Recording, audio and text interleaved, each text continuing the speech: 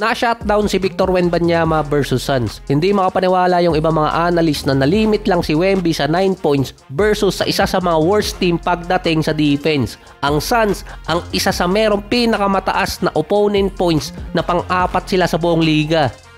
Kahit si Wemby in-acknowledge na naisahan siya ng Suns pagdating sa defensive scheme. Gumawa kasi ng tinatawag nilang Wemby trap ang Suns. Dahil dito, ito yung pinakamasamang game ni Wemby since rookie season niya. Noon pa kasi na merong isang weakness si Wemby na hindi naman pinagtutuunan ng pansin ng ibang team at gustong makipagsabahin sa kanya. Na kapag si Wemby ibinaba yung bola, dun ang malaking chance na matrap siya or maagawan siya ng bola. Ang defensive scheme na ginagawa ng Suns, dinideny nila ang passing lane ni Wemby or hindi siya basta-basta pinakukuha ng bola. Kaya ang ginagawa ng San Antonio, higher pass ang ginagawa nila papasok kay Wemby. Kapag nakuha niya yung bola, ido-double team naman siya ng mga player ng Suns. Kapag nag-dribble si Wemby, matatrap ulit siya dahil yung double team ng Suns particular pa sa spacing ni Wemby. Kapag ibinaba ni Wemby yung katawan niya, kapag magdi-dribble, dun naman papasok na merong aagaw ng bola. Kapag titira naman siya, china-challenge ni Mark Williams yung mga jump shot. At least umaabot. Mahirap gayahin di umano ang defensive scheme na ginawa ng Suns dahil sa timing at sa mga player na nilagay nila. Hindi lang basta kasi ido-double team si Wemby, manggagaling yung isang player sa double team sa blind spot ni Wemby na hindi siya makaka-recover agad kapag alanganin niyang na-receive yung bola. Ang sunod na makakalaban ng San Antonio ay Lakers sa Webes na wala pa namang report kung makakalaro si DeAndre Ayton. Lamado ang San Antonio papasok ng game na to. Nasa times 3 yung Lakers.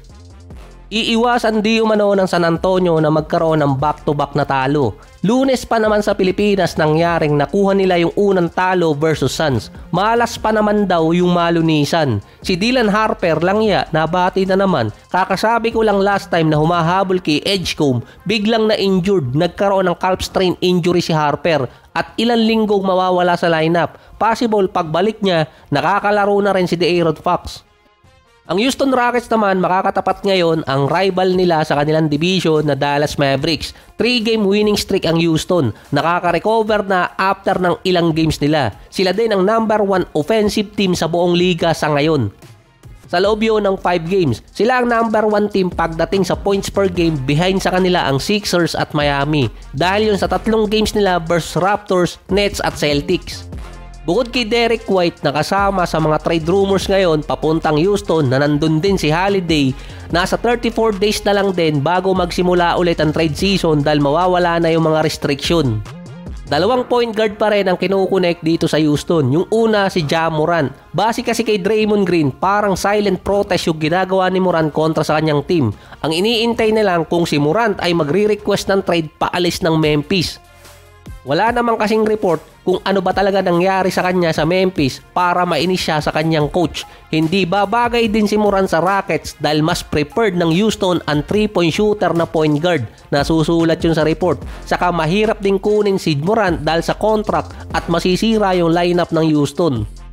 Ang isa pang player naman na kinukunik sa Houston na trigger happy sa 3-point area si Jordan Poole. Nag-a-average siya ng 18 points, 2 rebounds, 3 assists, 36 and 35% mula sa beyond the arc.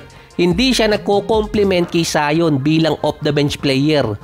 Kaya lang naman kinunik itong si Jordan Poole sa Houston dahil kay Kevin Durant na pareho silang galing at nag-champion sa isang system kay Coach Steve Kerr. Sa offensive style kasi papasok siya kay KD at kay Coach Ime na nagpasimula ng Boston Warriors.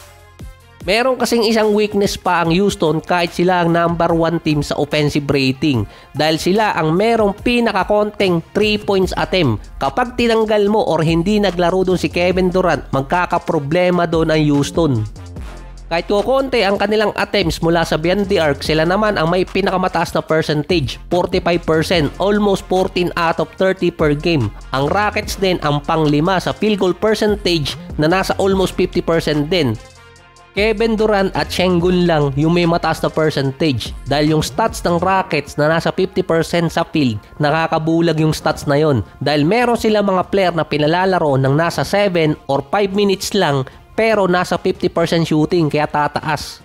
Pero yung shooting percentage ng buong starting unit ng Houston, kahit andun pa si KD at si Sengun, nasa 47% lang. Hindi pa kasi napapalitan din ng Rockets yung isa pa dito kay VanVleet, 3-point shooting. Kaya si Jordan Poole ang isa sa best available ngayon na makuha ng Rockets na point guard.